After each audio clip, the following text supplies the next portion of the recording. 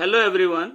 Security analysis and portfolio management के पिछले class में हमने इक्विटी एनालिसिस का टॉपिक शुरू किया था। उसी में आगे बढ़ते हुए आज हम डिस्कस करेंगे इक्विटी स्टॉक वैल्यूएशन पर। बॉन्ड और प्रेफरेंस शेयर के वैल्यूएशन में हमने देखा कि डिविडेंड का रेट या इंटरेस्ट का जो रेट है वो कांस्टेंट रहता है और रीजनेबली सर्टेन होता है। बॉन्ड कांस्टेंट इनकम फ्लो को रिप्रेजेंट करता है with a finite measurable life. Bond जो होता है उसकी लाइफ निश्चित होती है और बॉन्ड पर एक सतत आय होती है, कांस्टेंट इनकम का फ्लो बना रहता है। जबकि प्रेफरेंस शेयर पर जो मिलने वाला रिटर्न होता है वो भी कांस्टेंट होता है। लेकिन इक्विटी स्टॉक का वैल्यूएशन बॉन्ड और प्रेफरेंस शेयर के वैल्यूएशन दोनों की तुलना में ज्यादा डिफिकल्ट है, जटिल है। ये जो डिफिकल्टी अराइज होती है इक्विटी शेयर के वैल्यूएशन में, इसके पीछे दो कारण हैं। फर्स्ट है the amount of dividend and timing of cash flows expected by investors are uncertain. यानी इक्विटी शेयर होल्डर जो अनुमान लगाते हैं, जो उम्मीद लगा के रखते हैं कि उनको डिविडेंड का इतना पैसा मिलेगा या डिविडेंड इस टाइम पर मिलेगा, ये दोनों ही अनिश्चित होता है, अनसर्टेन होता है। सेकेंड है the earnings and dividends on equity shares are generally expected to grow. मतलब ये भी होता है कि इक्विटी शेयर में जो अर्निंग्स मिलता है या जो डिविडेंड मिलता है, अनुमान लगाया जाता है कि वो लगातार बढ़ता जाएगा, ग्रो करता जाएगा। हम लोग देखेंगे valuation of equity shares based on dividends and earnings. Dividend और अर्निंग के बेस पर इक्विटी शेयर का value. The equity shares have different assumptions because of the future profits as well as timing of the dividends and required rate of return। समता अंश के लिए अलग अलग मान्यताएं होती हैं क्योंकि भविष्य का जो मिलने वाला लाभ है या लाभांश मिलने का जो समय है और जो रिक्वायर्ड रेट ऑफ रिटर्न होता है वो अलग अलग होता है। Different approaches have been developed in valuation of equity share। Equity share के वैल्यूएशन के लिए बहुत सारा आयाम, अप्रोच, तरीका डेवलप किया गया है। 3 डिफरेंट टाइप का टेक्निक्स है। फर्स्ट है valuation of equity share through the accounting concept. दूसरा है valuation of equity shares through the dividend approach calculated according to discounting cash flow. First वाला जो है उसमें अकाउंटिंग कॉन्सेप्ट के जरिए इक्विटी शेयर का वैल्यू निकालना है। दूसरा वाला जो अप्रोच है, मेथड है, इसमें हम लोगों को डिस्काउंटिंग रेट मेथड के अकॉर्डिंग डिविडेंड को लेकर उसका जो कैश फ्लो है उससे हम लोगों को इक्विटी शेयर का वैल्यू निकालना है। और थर्ड है valuation of equity shares through the earnings technique, यानी अर्निंग पर शेयर के बेस पर इक्विटी शेयर का वैल्यू। तो फर्स्ट देखते हैं valuation of equity shares accounting concept के बेस पर। Equity shares are valued according to the accounting concept by the balance sheet value and by the liquidating value. Balance sheet value को हम share का book value या intrinsic value भी कह सकते हैं। This value is known as book value of the shares. It is calculated by dividing the firm's total ownership comprising of its share capital and accumulated profits and losses divided by the number of equity share। ये जो book value है ये कैसे निकालते हैं? Firm का जो total ownership है, मतलब कि शेयर कैपिटल और सारा तरह का एक्यूमुलेटेड प्रॉफिट्स एंड रिजर्व, इन सभी को ऐड करके इक्विटी शेयर के नंबर से, इक्विटी शेयर की संख्या से भाग लगाने पर जो अमाउंट आएगा वो आपके शेयर का बुक वैल्यू होगा. This means that the assets will realise if sold the amount written in the balance sheet. इसका मतलब ये हुआ कि बैलेंस शीट में जो अमाउंट लिखा है उतना ही पैसा रियलाइज होगा एसेट्स को बेचने पर. The book value gives the historical value of the assets. जो बुक वैल्यू होता है ये एसेट्स, संपत्ति की ऐतिहासिक लागत को, पास्ट को, हिस्ट्री को बताता है. Since the value of the assets change according to changes in situations in the market, the balance sheet figures are not the true indicators of the profitability of a firm. चूंकि assets का जो value है, संपत्ति का जो मूल्य है, वो बाजार की दशाओं के अनुसार बदल जाता है. इसी कारण से बैलेंस शीट फिगर्स को फर्म की प्रॉफिटेबिलिटी का सच्चा इंडिकेटर, ट्रू इंडिकेटर नहीं माना जाता है. दूसरा है लिक्विडेशन वैल्यू, मतलब कि जो लिक्विडेशन के टाइम पर मिलता है. This value is the residual amount. ये शेष रकम है, बचा हुआ अमाउंट है, which the share owners will distribute amongst themselves after the company had sold all its assets and paid its liabilities. ये जो शेयर का रेसिडुअल वैल्यू है, बचा हुआ अमाउंट है, ये वो अमाउंट है जो कि कंपनी अपना सारा एसेट्स को बेचकर जब लायबिलिटीज को पे कर देती है, उसके बाद जो पैसा बचता है उसी पर इक्विटी शेयरहोल्डर्स का क्लेम बनता है. If after making a payment to all the creditors, the equity shareholders do not have any amount in the company, they do not receive any amount for distribution. यदि company के creditors को payment करने के बाद में equity share holders के लिए कोई पैसा नहीं बचता है तो उनको डिस्ट्रीब्यूशन में एक भी रुपया नहीं मिलेगा. द लिक्विडेशन वैल्यू इज दस द रियलाइजेबल वैल्यू, मतलब जो एक्चुअल में इक्विटी शेयर होल्डर को मिलेगा जब कंपनी बंद होगी तब. This is also not a true indicator. ये जो वैल्यू है लिक्विडेशन वैल्यू, इसको भी ट्रू इंडिकेटर, सच्चा इंडिकेटर नहीं माना जाता है, as it is difficult to find out the realisable value of the assets. क्योंकि एसेट्स का जो वास्तविक वसूली योग्य मूल्य है उसको पता करना बहुत ही मुश्किल है. The accounting valuation method is not accurate but it gives an approximation of the value of the shares and is useful for making future projections.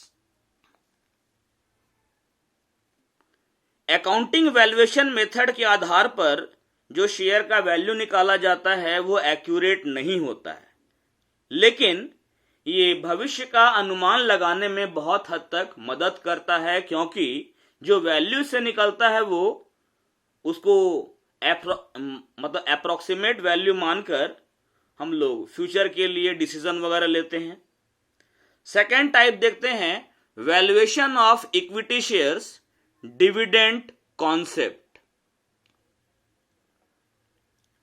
मतलब लाभांश अवधारणा के आधार पर समतांशों का मूल्यांकन.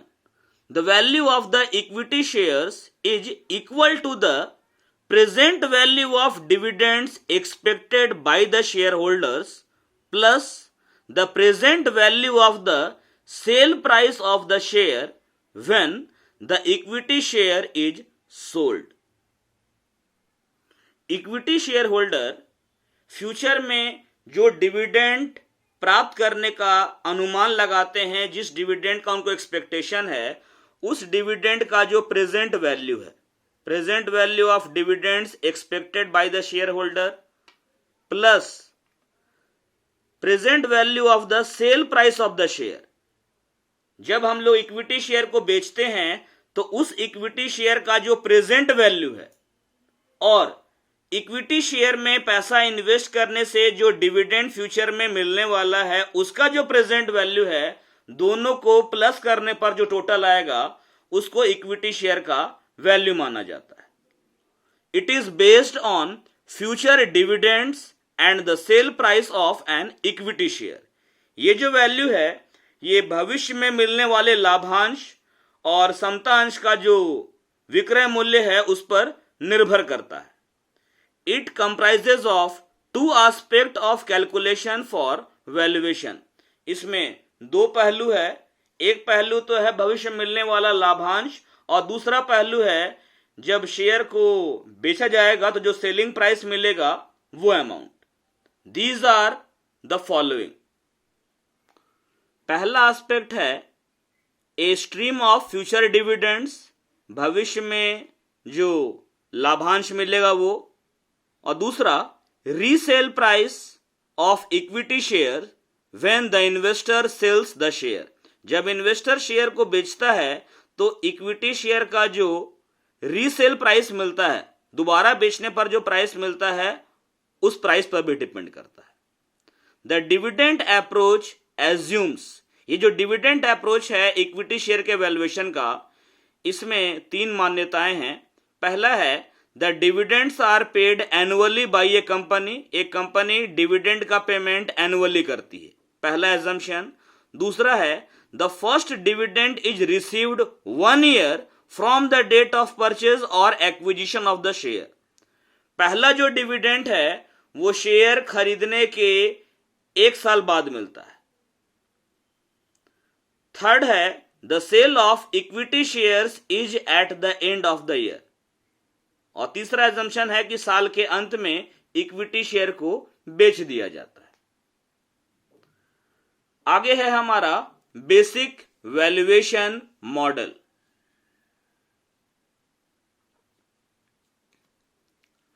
इक्विटी शेयर के वैल्यूएशन का जो मॉडल है P0 इक्वल टू D1 यानी फर्स्ट ईयर का dividend divided by 1 plus KE, KE का मतलब है required rate of return, plus D2 second year का डिविडेंड जो एक्सपेक्टेड है divided by 1 plus required rate of return, जिसको KE से डिनोट किया गया है। ये करते करते लास्ट ईयर का जो डिविडेंड होगा वो आएगा बाय 1 प्लस KE, और यहां पर फर्स्ट ईयर में पावर में 1 आएगा, सेकेंड ईयर में पावर में 2 आएगा, थर्ड ईयर में पावर में 3 आएगा। इसी तरीके से इनफाइनाइट है तो यहां पर पावर में इनफाइनाइट आया। If an investor expects to hold the share for 2 years, अगर कोई इन्वेस्टर इक्विटी शेयर खरीदने के बाद उसको 2 साल तक रखने की सोच रहा है और इसके बाद इसको बेचता है, तो फॉर्मूला क्या होगा? P0 equal to D1 divided by 1 plus required rate of return का whole to the power 1 plus D2 second year का dividend divided by 1 plus KE का होल टू द पावर 2। ये तो हुआ 2 साल का डिविडेंड, क्योंकि 2 ही साल होल्ड किया जा रहा है। अब 2 साल के बाद जब बेचेंगे तो P2 मिलेगा, price at the end of 2 years, 2 साल के अंत में जो पैसा मिलेगा बेचने पर, divided by 1 plus KE to the power 2। जिस ईयर में बेचेंगे वो ईयर का यहां पर आएगा। P0 जो है वो आपका करंट प्राइस है इक्विटी शेयर का, D1 है एक्सपेक्टेड डिविडेंड फर्स्ट ईयर का, D2 सेकेंड ईयर का एक्सपेक्टेड डिविडेंड, ठीक है। KE है required rate of return of equity share, required rate of return को KE से डिनोट किया गया है। P2 है आपका price of share eight year 2, माने सेकेंड ईयर के अंत में शेयर का जो प्राइस है वो।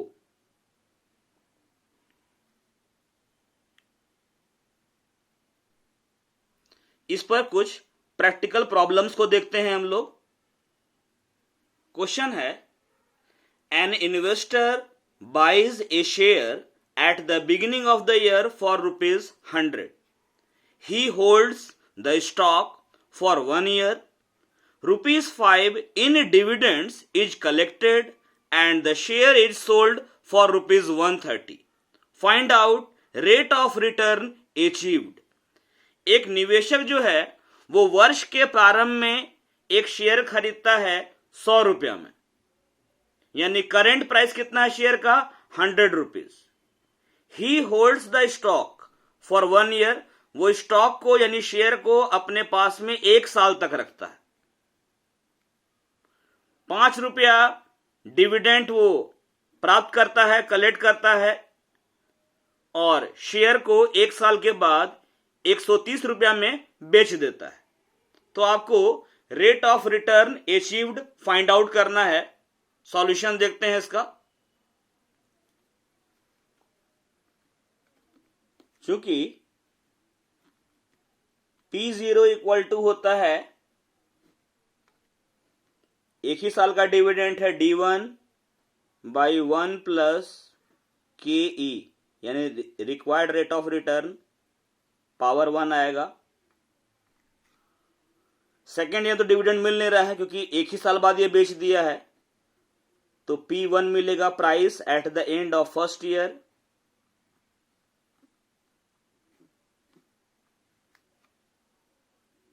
ये फॉर्मूला हम यूज करेंगे इस वेयर जहां इसमें P0 इक्वल टू क्या है, P0 है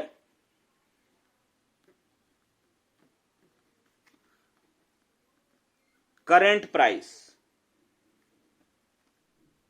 ऑफ शेयर, D1 है dividend to be received at the end of year 1। 1 साल बीतने पर जो डिविडेंड प्राप्त हो रहा है वो आपका D1 है। P1 क्या है,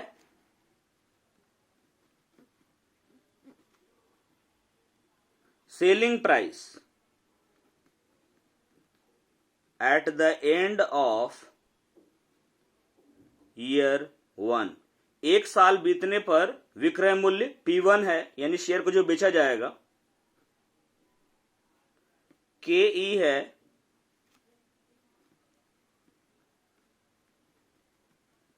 investors required rate of return या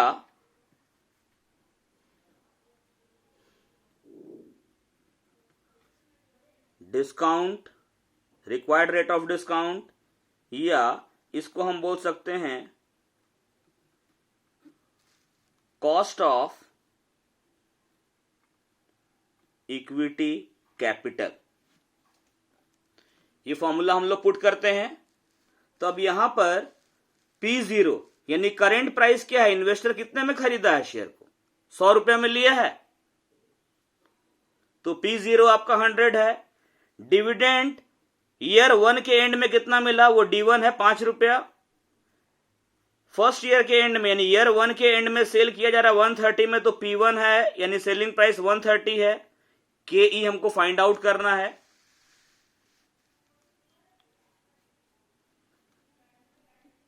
इस प्रकार ये आपका ₹100 इधर आया, 5 रुपया डिविडेंड है, पावर 1 जरूरत नहीं है लिखने का, पावर 1 है, जरूरत नहीं है लिखने का, चलो लिख देते हैं हम लोग। P1 कितना है, 130 है बाई 1 प्लस KE का होल टू द पावर 1, क्योंकि ये एक ही साल का मैटर है। इसको लिख सकते हैं 100 equal to 5 by 1 plus KE plus 130 by 1 plus KE। दोनों में बेस सेम है, एलसीएम लेंगे, ये 1 प्लस KE हो गया, ऊपर हो जाएगा 5 प्लस 130, 100 इक्वल टू हो जाएगा 135/1 प्लस KE। इसके बाद वाला टॉपिक इधर ही सॉल्व कर दे रहे हैं। अब ये क्रॉस मल्टीप्लाई करेंगे, 1 प्लस KE इक्वल टू हो जाएगा 135/100। इसको उधर लेकर 100 को इधर ले आए, यानी ये 1 प्लस KE आएगा 1.35, तो KE हो जाएगा 1.35 माइनस 1 को उधर ले गए तो KE हो गया 0.35। परसेंटेज में इसको हम लिख सकते हैं 0.35 इंटू 100, यानी कि 35%। यानी कि टोटल रेट ऑफ रिटर्न जो अचीव किया गया है बाय द इन्वेस्टर वो कितना है, 35%। वो डिविडेंड भी पाया और फर्स्ट ईयर के एंड में जब सेल किया गया तो 130 रिसीव किया, तो अल्टीमेटली उसका अचीव्ड रेट ऑफ रिटर्न है 35%। एक और क्वेश्चन लेते हैं। क्वेश्चन है, at what price must we be able to sell the stock at the end of 1 year if the purchase price is ₹100 and the dividend is ₹5 in order to attain a rate of return of 40%। अगर कोई share 100 rupees में खरीदा गया है और उस पर dividend 5 रुपया मिल रहा है, तो 1 साल के बीतने पर उस स्टॉक को हम किस कीमत पर बेचें ताकि हमको 40% का रेट ऑफ रिटर्न मिले। सॉल्यूशन देखते हैं इसका। मतलब इस क्वेश्चन में P0 दिया हुआ है, करंट मार्केट प्राइस, डिविडेंड दिया हुआ है, KE यानी कि रिक्वायर्ड रेट ऑफ रिटर्न दिया हुआ है, लेकिन ईयर 1 के एंड पर जो प्राइस होगा, सेलिंग प्राइस, वो हमको फाइंड आउट करना है।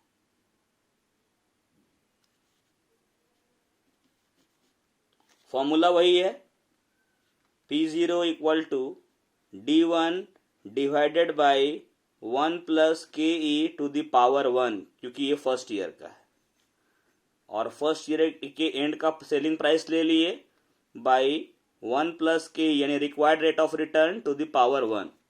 P0 जो है वो क्वेश्चन में दिया हुआ है आपका 100, D1 है 5 रुपया और ये है आपका 40%। P1 पता नहीं है फर्स्ट ईयर के एंड का सेलिंग प्राइस, पावर 1 है इसलिए पावर को इग्नोर कर दिए। आगे बढ़ेंगे, ये 100 है, ये आपका 40/100 लिख सकते हैं इसको, P1/1 प्लस 40/100। और आगे बढ़ते हैं, ये 5 ये हो गया 1 प्लस 0.40, 1 प्लस 0.40,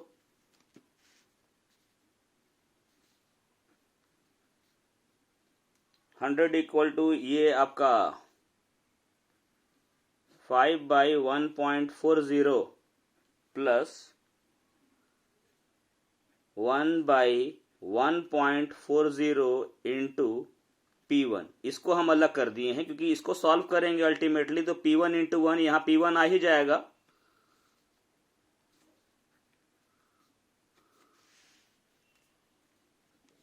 फाइव बाई 1.40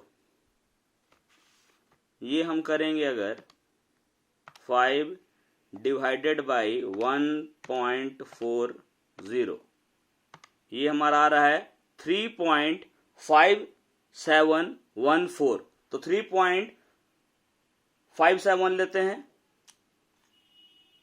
एक बार चेक ही कर लेते हैं फिर से, 5 डिवाइडेड बाई 1.4, हाँ 3.571,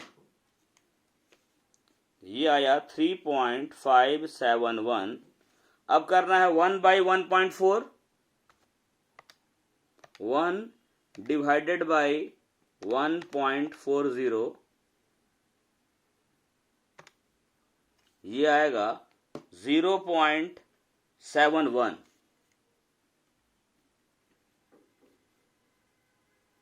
इंटू P1 है, ये आया।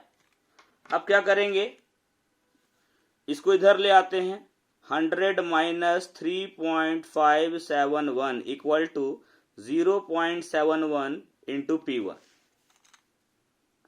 100 में से इसको माइनस करते हैं, 10 में से 1 जाएगा 9, 9 में से 7 जाएगा 2, 9 में से 5 जाएगा 4, 9 में से 3 जाएगा तो 6। 96.429 इक्वल टू 0.71 इंटू P1। इसीलिए P1 इक्वल टू क्या हो जाएगा, 96.429 डिवाइडेड बाई 0.71। अब जब इसको हम अल्टीमेटली सॉल्व करेंगे, 96.429 डिवाइडेड बाई 0.71, ये आता है 135.81।